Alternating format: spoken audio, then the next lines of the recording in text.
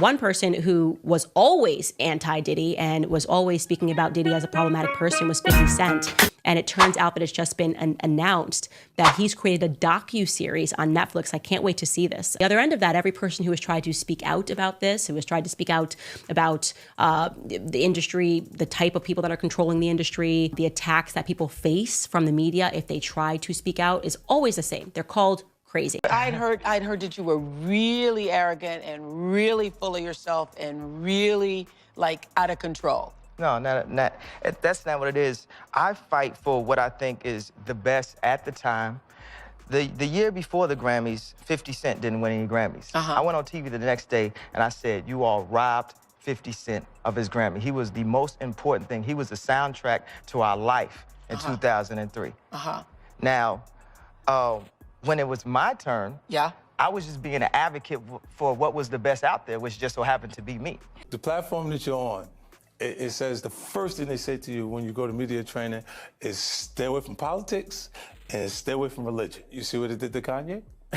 Politics and religion. 50 Cent is back at it again. And this time he went in on Kanye and Bianca for being Diddy's freak-off partners. He even went as far as describing Bianca as Kanye's dirty little wife. Child, he dragged them so badly that Kanye and Bianca ended up admitting themselves into a mental health facility in Spain, where they are reportedly paying up to $170,000 a week so they can receive some help. 50 has made it clear he doesn't rock with anyone who stands with Diddy, and that includes Kanye. Kanye has been shamelessly defending Diddy and even called for him to be released because, according to him, Diddy is being set up by the high-ups. Initially, people thought Kanye was just saying all this because he was trying to clout chase, but some came out and they revealed that Kanye was just like Diddy and that they even freaked off with him too. This entire mess started when Kanye and Bianca showed up at Diddy's trial after months of Kanye defending Diddy. During their first appearance at court, they actually weren't even allowed in because he didn't wait to get the proper approval to be there. However, that was quickly sorted out, and the very next day, he was right in there. But this time, Bianca didn't come with him. Kanye was wearing an all-white outfit, which people claim was a reference to the all-white freak-off parties Diddy used to have. But get this, despite Kanye claiming Diddy was innocent, he actually didn't stay in that courtroom for more than 30 minutes. In fact, right before he went in, one of the reporters asked him if he was there to support the diddler, and he said yes. But once he was in there and heard the details of what Diddy did in person, it became too much for him and he ran out just as fast as he came in. Child, you cannot make this up. 50 Cent saw all this foolishness happening, and as usual, he didn't hold back from trolling Kanye and dragging him for his weird behavior. He posted this AI-generated photo of himself wearing an all-white suit, as well as multiple slides of Kanye's outfit to the trial, and said in the caption, "We are wearing white in honor of the freak-offs. Damn ye, you should have brought your dirty little wife with that Grammys outfit." Child, he didn't just come for Kanye, he dragged Bianca too. Now the thing with 50 is this isn't his first time coming for Kanye. They've had issues since 2007, and clearly 50 still feels the same level of disgust for him. In fact, just recently, when Kanye revealed that he used to occupy his free time by sucking off his cousin's wood, 50 jumped in and accused him of being gay. He said there was no way Kanye was doing all that sucking for that long and didn't end up developing an attraction to men at all. Kanye's tweet read, "This song is called Cousin, about my cousin that's locked in jail for life for killing a pregnant lady. A few years after I told him we wouldn't look at dirty magazines together anymore. Perhaps in my self-centered mess, I felt it was my fault that I showed him those dirty magazines. When he was 6, then we acted out what we saw. My dad had Playboy magazines, but the magazines I found in the top of my mom's closet were different. My name is Yee, and I sucked my cousin's D till I was 14. This was a very serious issue, but as I said, 50 didn't take it seriously at all. And he trolled Kanye. Just like the post he made about Kanye showing up to court, he posted an AI photo of himself and said in the caption, "I woke up this morning thinking, you can't suck your cousin's for 6 years and not be gay." Somebody has to tell Kanye. I'm not gonna tell him. Nope, it's not my job. Some people weren't here for 50, turning this into another opportunity to troll Kanye. But others actually didn't feel bad for Kanye at all. And even told 50 to keep it going because Kanye also didn't have any sympathy for Diddy's victims when he was begging for Diddy to be released. In a series of tweets he made a few days ago, he said, "Free Puff. Donald Trump, please free my brother Puff. All these celebrity men and women are P. Y'all watch our brother rot and never say anything." Kanye even went as far as raising thousands of dollars for Diddy through his clothing line. And once he made enough money and tried to send it to Diddy, he was told Diddy wasn't allowed to receive any donations. I just found out that Puff is not allowed to make or collect money while he's locked up, so I'ma send his half of the money to Justin. Just for clarity, they trying to make an example out of Puff. Me and my brother had our issues, but these white people trying to use Puff to scare niggas. I'm neither scared nor brave. This just me. People started digging more into his friendship with Diddy because he was going way too hard for him. And at this point, it looked like the reason he was doing all that was because he was involved too. And he was afraid that if Diddy was caught, he would get exposed too. Initially, it was still unclear if Kanye actually did something with Diddy, but it didn't take long for people to dig up receipts that proved that he was actually even involved in those freak-offs too.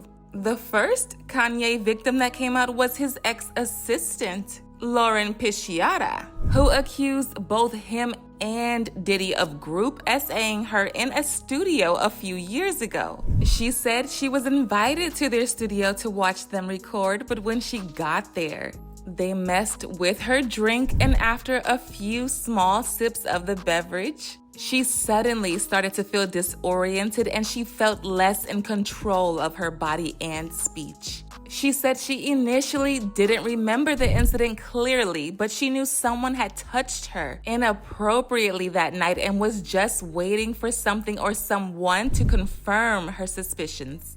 It was until weeks later when Kanye jokingly admitted to hooking up with her at the studio. Lauren said she was confused by this because as far as she was concerned, she never did anything intimate with him, at least not consensually. That's when it clicked that Kanye and Diddy had SA'd her, and Kanye was now trying to gaslight her into thinking it was a consensual hookup.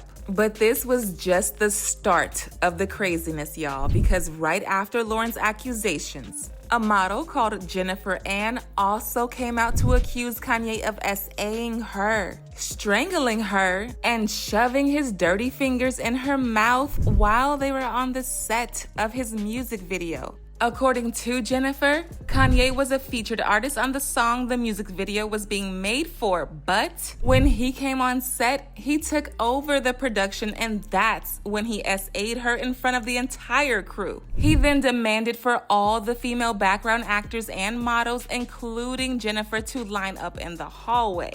Jennifer was wearing lingerie and felt very uncomfortable because of how Kanye was acting. He then pulled 2 chairs near the camera, positioned them across from each other, and instructed Jennifer to sit in the chair in front of the camera. He then, towering over her, began to choke her with one hand, wrapped his other hand around her neck, and continued to strangle her with both hands. He smothered her face with both of his hands, which smeared her makeup. He then rammed several fingers down her throat, continuously moving them in and out, and gagged her to emulate forced oral acts. By the end of this craziness, Jennifer struggled to breathe and felt as if she had temporarily blacked out. She also said her face was covered in saliva and smeared makeup. And then there was also the singer Nikki Heaton, who also accused both Kanye and Diddy of SAing her,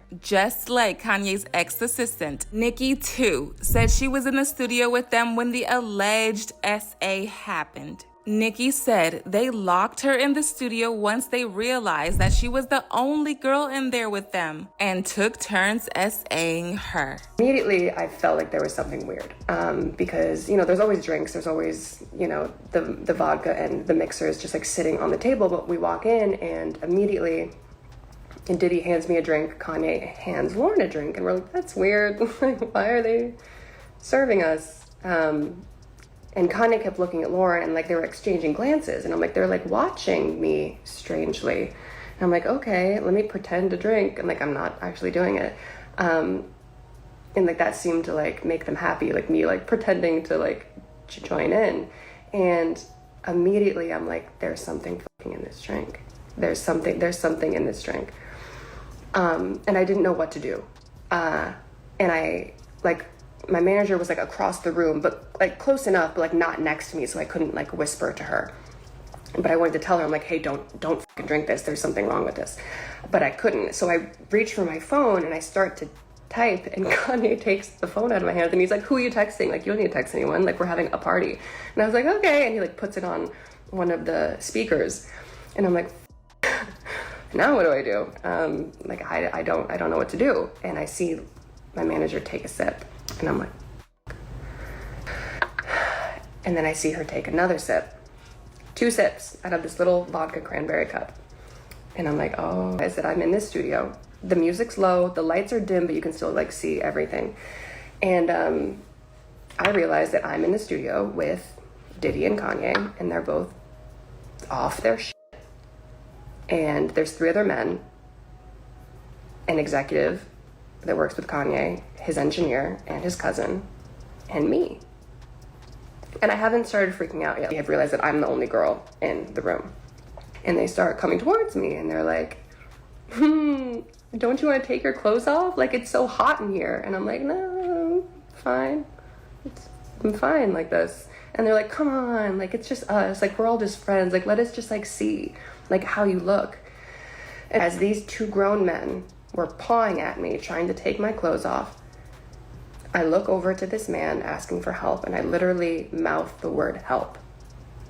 And we lock eyes. And he looks away.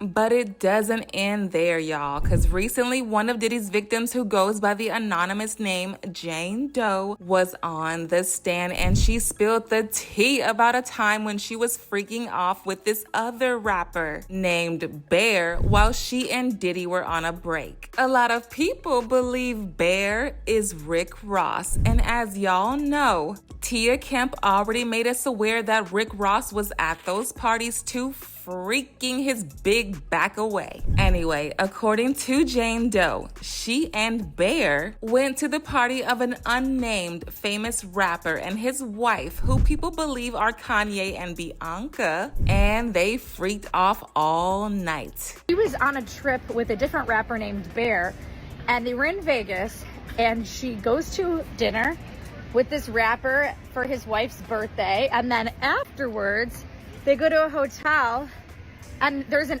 escort that she recognizes there named Anton, and she's like, oh my god, like, why are you here? Like, I recognize you, because she obviously did Freak Offs.